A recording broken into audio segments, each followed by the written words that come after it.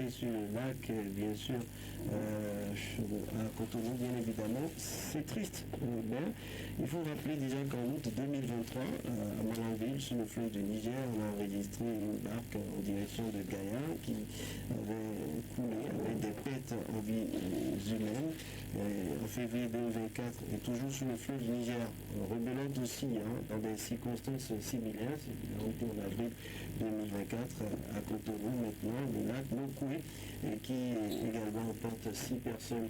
Est-ce qu'il n'y a pas lieu de repenser correctement le transport fluvial au Bénin? Oui, je crois que la question mérite d'être posée ce matin. Vous avez fait la liste et je dois vous dire que la liste est exhaustive. Il y a plusieurs cas depuis des années maintenant dans notre pays et vous allez voir avec la saison pluvieuse qui a commencé, on ne souhaite pas, mais eh bien, quand on voit les dispositifs, quand on voit, je veux dire, la façon dont le transport fluvial est organisé dans notre pays, il y a matière à commencer par s'inquiéter, à s'interroger sur est-ce qu'on ne va pas assister à de nouveaux cas de chavirement de bac au cours de cette saison pluvieuse qui vient de commencer. Je crois que vous avez posé une très bonne question. Il va falloir repenser la politique et le système de transport fluvial dans notre pays parce que globalement, généralement, ce sont des bacs artisanaux, qui sont souvent utilisés au cours de ce transport-là, où vous voyez des cas de surcharge, il n'y a pas véritablement de contrôle, malgré les appels à revoir le système depuis des années, parce qu'à chaque fois qu'il y a un drame sur le fleuve, on sait tous que c'est parce que la barque n'est pas autorisée, n'est pas ce qu'il faut, et également il y a plus de monde sur la barque que d'habitude, donc il va falloir une certaine période taper véritablement du poing sur la table pour qu'on puisse éviter ou réduire drastiquement ces drames-là. Oui, c'est bien dit. On a vu tout ce qui se passe sur les routes, le transport routier qui est pris, en tout cas, au sérieux aujourd'hui avec la phase de répression en cours, je ne vous apprends rien, mais on sait que le Bénin est traversé par plusieurs cours d'eau qui font d'ailleurs le bonheur donc, de ces populations qui côtoient ces eaux et qui vont mener plusieurs activités, la pêche, et grâce à ces barques, eh bien, le voyage se fait facilement et à moins coût.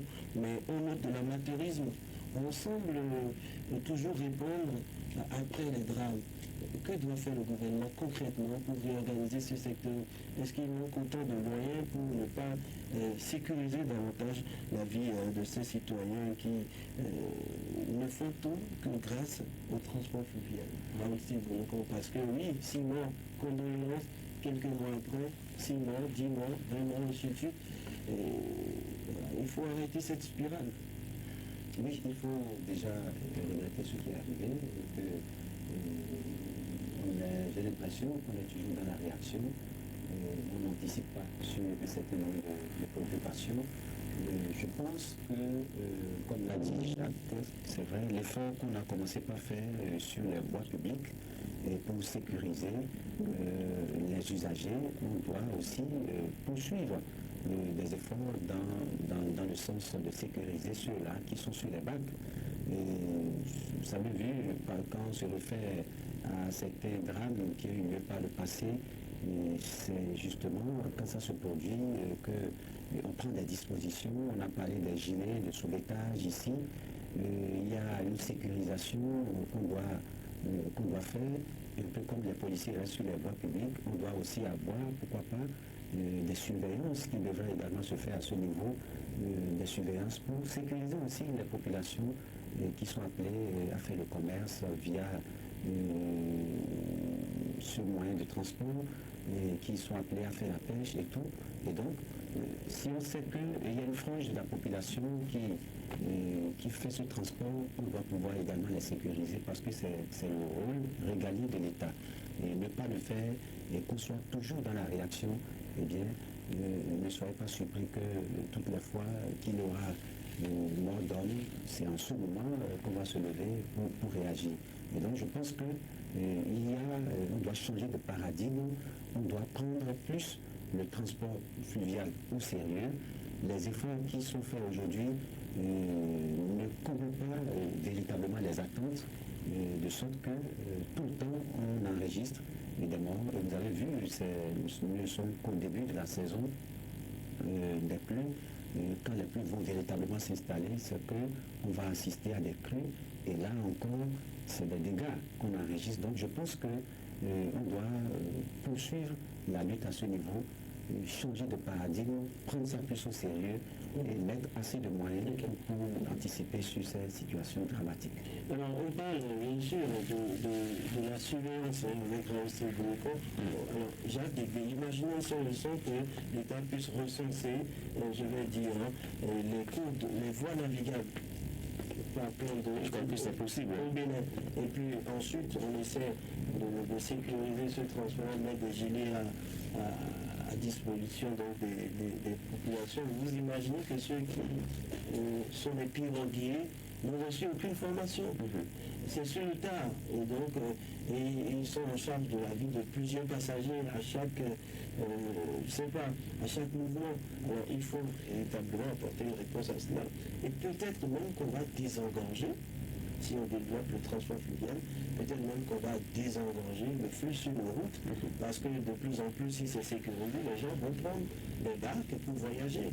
Peut-être pour aller quelque part à Cotonou, on peut prendre la voie fluviale.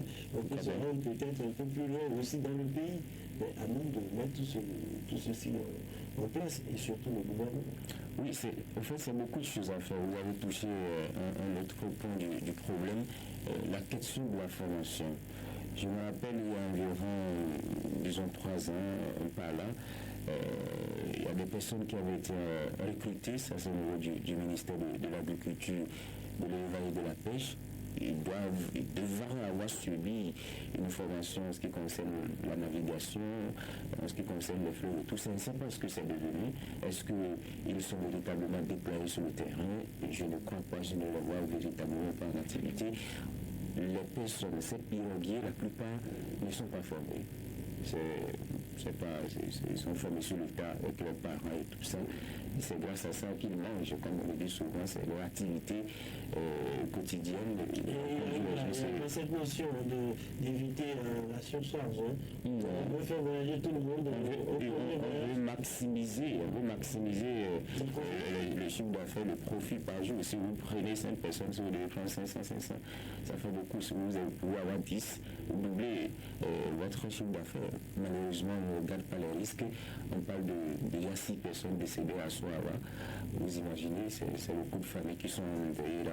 Maintenant, au-delà de la question de la formation, je crois que Raoul a dit qu'il va falloir installer des équipes de sauvetage, des gilets de sauvetage, je ne sais pas, est-ce que c'est des policiers qu'on forme dans ce sens-là, des personnes qui seront, ne serait-ce que pendant les périodes de crue, pendant les périodes dangereuses, qui seront là de façon permanente pour assurer la sécurité des personnes qui doivent prendre par le fleuve.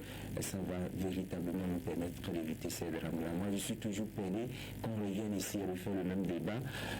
Il y a tellement de morts sur tel lac, sur tel fleuve, il y a chavirement, il y a c'est toujours le même débat, surcharge, manque de formation, manque de prudence, manque de professionnalisme et tout ça.